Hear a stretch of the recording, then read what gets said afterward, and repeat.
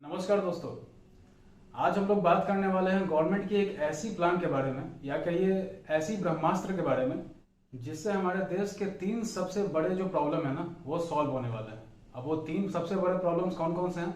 सबसे पहले तो आती है पॉल्यूशन, उसके बाद आती है हमारी प्राइस पेट्रोल की जो कि बहुत ज़्यादा बढ़ गई है, और सबसे बड़ी जो प्रॉब्लम है वो है तीसरी प्रॉब्लम जो है कि फार्मर्स की प्रोटेस्ट की।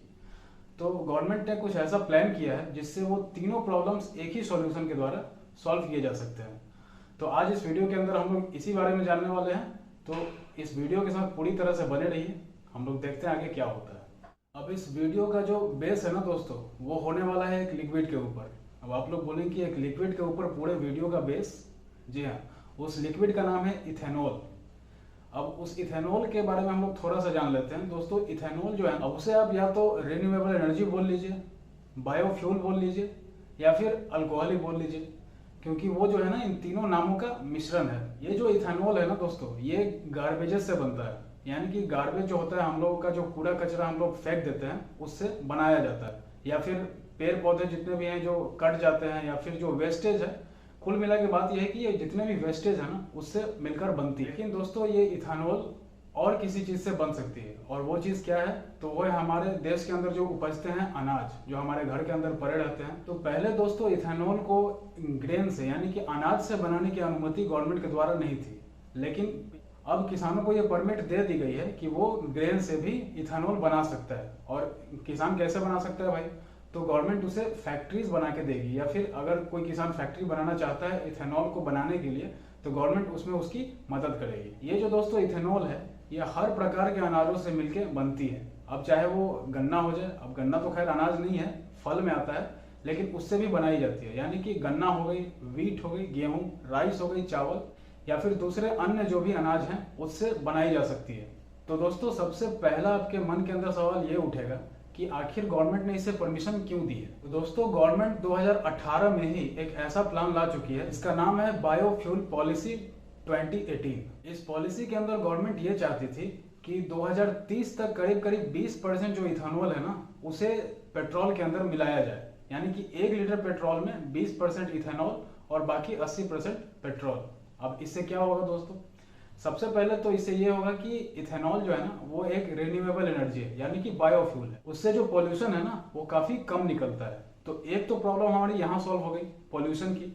अगर हम अपने पेट्रोल के अंदर 20% इथेनॉल मिला देते हैं तो फिर उससे क्या होगा दोस्तों कि हमारे पेट्रोल से जो भी पोल्यूशन होते हैं उसमें करीब करीब 15 या 16% की कमी आ जाएगी, जिसके वजह से हमारी पहली जो प्रॉब्लम है पोल्यूशन की वो खत्म होने लगेगी धीरे धीरे। अब ये कोई रामबाण तो है नहीं कि तुरंत खत्म हो जाएगी। अब क्योंकि दोस्तों इथेनॉल इंडिया में खुद बनाई जाएगी या फिर बनाई जा रही है, तो इससे क्या है कि इथेनॉल जो है ना काफी सस्ता है इंडिया के अंदर, और पेट्रोल क्योंकि एक्सपोर्ट होकर आती है इंडिया के अंदर वो काफी महंगा होता है, जिसके वजह से हमें काफी परेशानी झेलनी पड़ रही है पिछले कुछ दिनों में, और गवर्नमेंट को भी झेलनी पड़ रही है।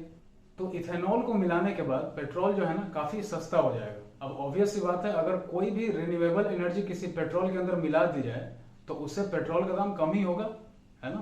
तो दोस्तों इससे हमारी दूसरी प्रॉब्लम भी लगभग कुछ हद तक खत्म हो जाएगी, यानी कि पेट्रोल की जो प्राइस है उसके अंदर, यानी कि पेट्रोल की जो प्राइस बढ़ रही है उसमें काफी कंट्रोल आ जाएगी। अब दोस्तों आप लोग बोलेंगे कि चलिए ये दोनों तो ठीक है, अब किसान का जो प्रोटेस्ट है उसे कैसे कंट्रोल करेगी ये प्लान?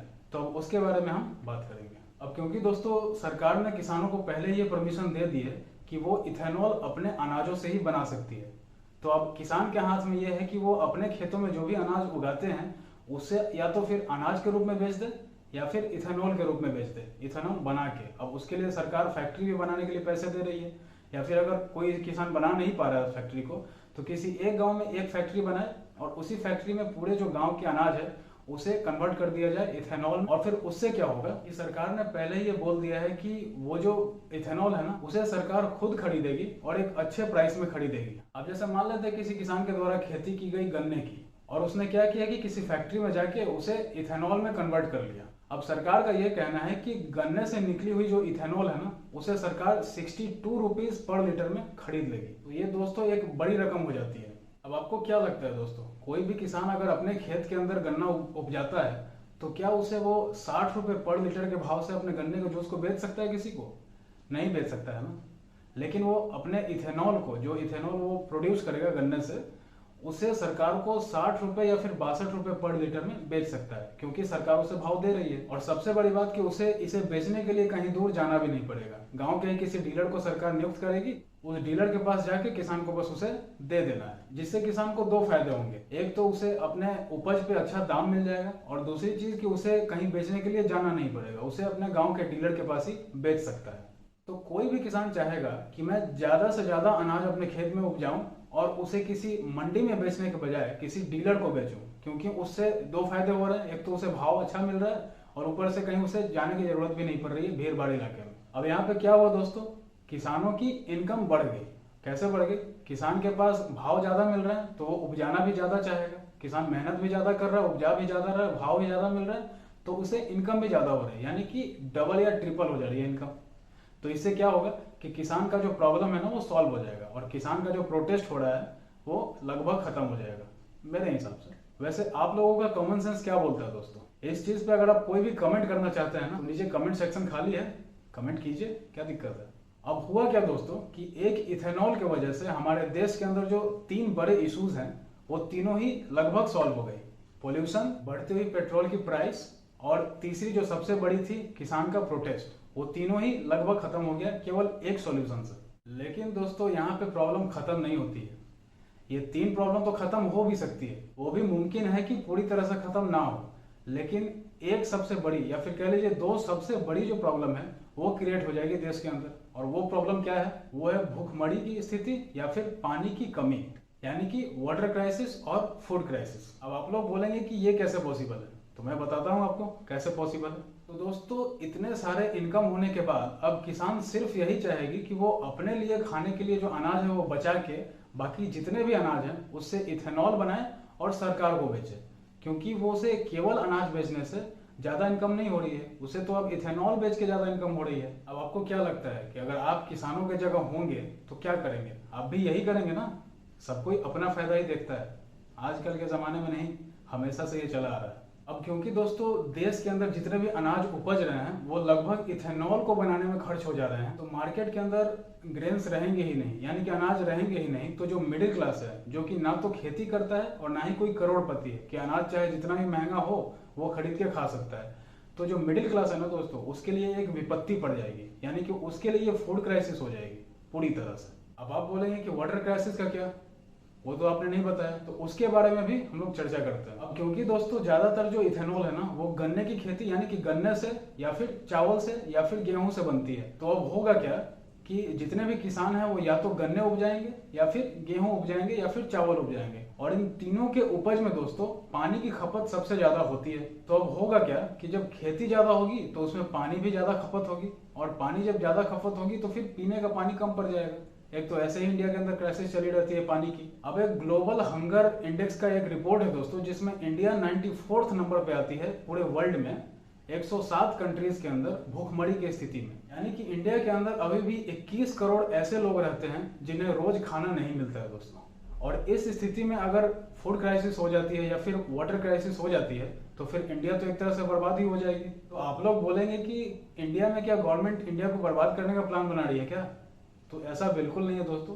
हर प्रॉब्लम का एक सॉल्यूशन होता है, जैसे कि तीन प्रॉब्लम का एक सॉल्यूशन था, तो यहाँ तो मात्र दो ही प्रॉब्लम है, इसका भी कोई ना कोई सॉल्यूशन होगा ही। अब एक सॉल्यूशन है जो कि मेरा खुद का है, अगर आपको पसंद आता है तो आप नीचे कमेंट करके बताइए कि हाँ अच्छा है, और अगर आप कोई सॉल्यूशन देना चाहते हैं तो नीचे कमेंट सेक्शन खाली है, भर दो यार, है ना। तो दोस्तों अब बात कर लेते हैं इस प्रॉब्लम के सॉल्यूशन के बारे में। तो इस सॉल्यूशन को ढूंढने के लिए दोस्तों हमें चलना पड़ेगा फिर से वो बायोफ्यूल जो पॉलिसी थी ना 2018 वाली, उसके अंदर, और उसके अंदर हमें कुछ चेंजेस करने पड़ेंगे। उसके अंदर जो दोस्तों लिमिटेशन है ना कि 2030 तक करीब करीब 20% इथेनॉल पेट्रोल के अंदर मिला दी जाएगी, यानी कि 20% इथेनॉल और 80% पेट्रोल। तो मुझे ऐसा लगता है कि उस 20% इथेनॉल को अगर कम कर दिया जाए 12% में या फिर 15% में, तो क्या होगा ना कि इथेनॉल का जो डिमांड है वो कम हो जाएगा। अब क्योंकि डिमांड कम हो जाएगा तो सप्लाई खुद ब खुद कम हो जाएगा, और जब सप्लाई कम हो जाएगा तो प्रोड्यूस भी कम ही होगा। अब जब मार्केट में इथेनॉल का डिमांड ही नहीं रहेगा तो किसान बनाएंगे क्यों उसे?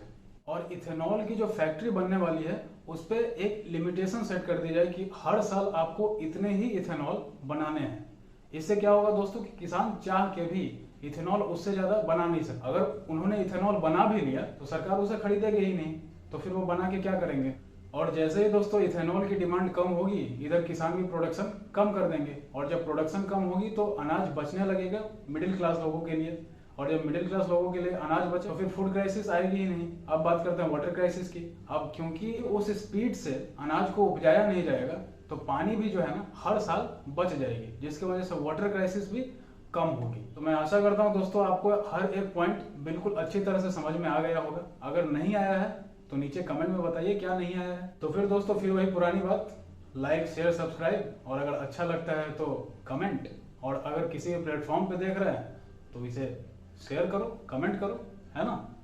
तो फिर दोस्तों मिलते हैं किसी और नए वीडियो में किसी नए इन्फॉर्मेशन के साथ। तब तक के लिए जय हिंद।